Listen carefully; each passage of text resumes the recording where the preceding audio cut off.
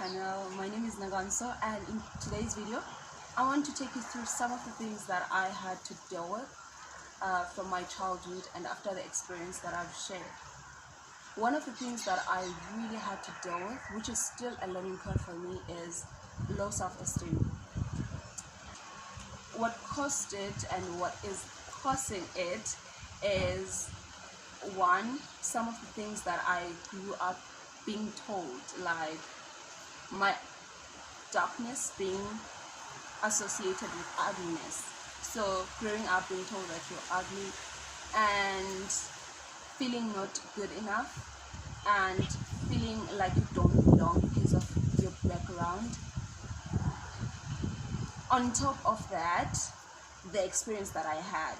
So there are a lot of factors that are contributing to low self-esteem. And how do I deal with it? I have learned to accept myself and the things that I cannot change about myself, and work on things that I can change. Really is boosting my confidence. And knowing that yes, there is this thing, but I'm working on it, it makes me not to be bothered by it. You understand? And another thing that contributes to low self-esteem and that I'm dealing with each and every day is competition. Feeling that you are not good enough for a position, especially career-wise. Before you apply, you feel like you're not what is needed, or you are not qualified enough for a position. What helps me to get over that is I have nothing to lose. Really, if I apply and I don't get it, it's fine. Like, I did my best, I tried. And if I applied and not get the job, I take that as God's protection. Man's rejection is God's protection. And for each and every no, there is a better years coming. So such things, such knowledge is giving me courage and helping me to deal with low self-esteem and self-doubt. Now, another thing that I have had to deal with, and it's forgiveness.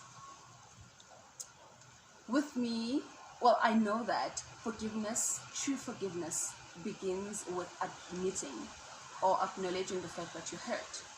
But with me, it had to start with knowing that I had a problem, or I have a problem. And knowing that I had a problem made me to want to know what the problem is and where it came from. And knowing where it came from then made me to realize that I'm actually hurt. And knowing that I'm hurt led me to forgive myself. Forgive myself for all the things that I was blaming myself for. And understand that I acted based on the limited information I had at that time, and there was no way I could have done better without knowing better. And I had to forgive my perpetrator as well. Understand that he didn't know what he was doing. He thought he was just gratifying his flesh, not knowing that he was destroying a young girl's life or future and taking away her innocence. I had to understand that he didn't know. If he knew, he would have probably done better. And forgiveness for me, it had to start with knowing that I had a problem. And for somebody else, it would have to be admitting that you're hurt. And for somebody else, it would have to start with self-forgiving, And healing was, or rather healing began to take place after I have acknowledged all that and decided to forgive. Then healing process began for me. And another thing that I had to deal with was shame. You start to think that it's your fault. Imagine a person who's blaming herself for something that actually happened to her. The shame in sharing the story and having to lie. I remember in one of the days I was going to the session and I came across my teacher who asked me what do I want in the hospital, and I had to lie. Well, I felt that I had to lie because I was ashamed of what happened to me. And I said, no, I'm here to see my mom. And she was like, okay, I want to see her, let's go together. Now I was on the corner, I had to tell the truth. I told her that no, I'm here for the session, this is what happened to me. And I was not ready, I was not in a good space to share or go into deep detail about the story. I just told her what happened, and she was like, oh, okay. And then I left. That's when I realized that I'm actually ashamed of telling this story. So in dealing with that, I had to accept that it happened, and two, I had no control over it, and then move on. So yeah, the last resolution in dealing with that was to come out and open up about the story. Yeah, and it's still something that I'm dealing with, coming out with the story. It kind of made me to be okay. I'm okay knowing that I didn't go through that for myself, but I went through that so that I can empower other ladies out there, other victims, and use this story to bring hope to somebody's life. So yeah, that's how I'm dealing with shame. And the last one, which is identity crisis. If you have watched my video on Get to Know Nangam, so you'd have heard that I grew up and knowing that my stepdad was my father, and later on told that my stepdad is not my dad. My actual dad denied me, and the rape.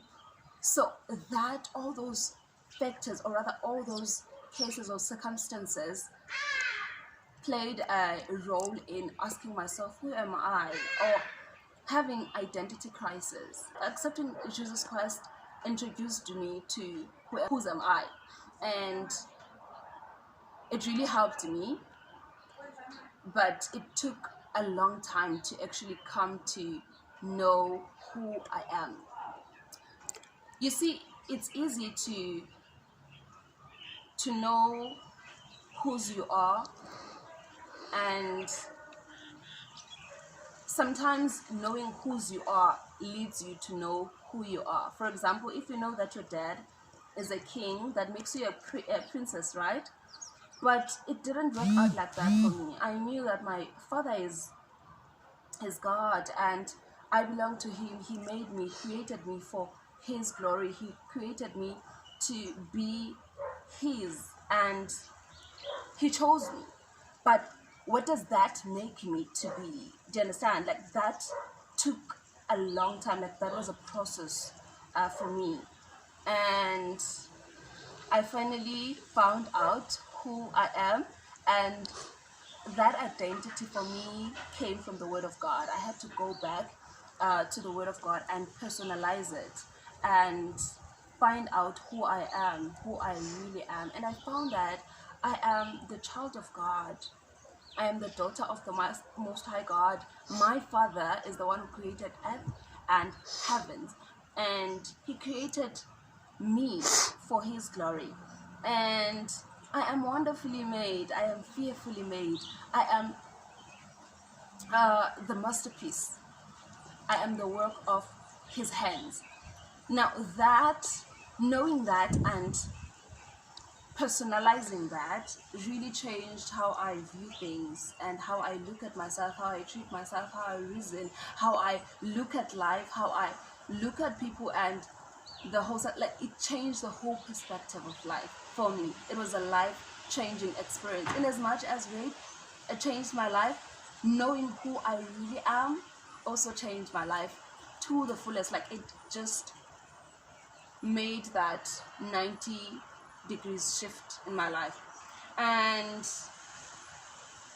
knowing my identity made me to regain my self-worth and my value, and how I do things then changed, how I reason changed, and I stopped compromising with things that really matter to me, because now I know who I am, and I was able to stand my ground. Actually, I'm able to stand my ground because now I know who I am, and how I treat myself, how I speak to people, how I allow people to speak to me, and how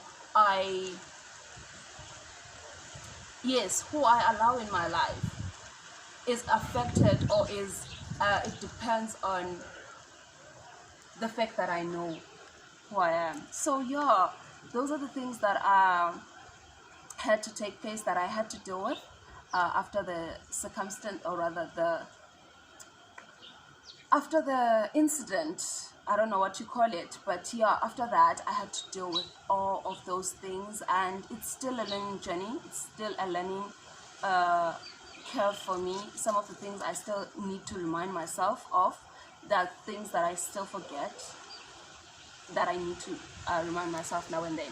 So yeah, should I find another thing to share, yeah, I'll keep on coming back and helping others in regards to my road to recovery. I hope you enjoyed this video, and I hope to hear down below your comments as to how are you dealing with some of the things that I've mentioned here, if you've had to deal with them, and what really helped you from what I said. And yeah, if you like this video, don't forget to click a like button, and if you haven't subscribed, please do subscribe so that you will get the notification for my next video. I hope to see you again in my next video. Goodbye.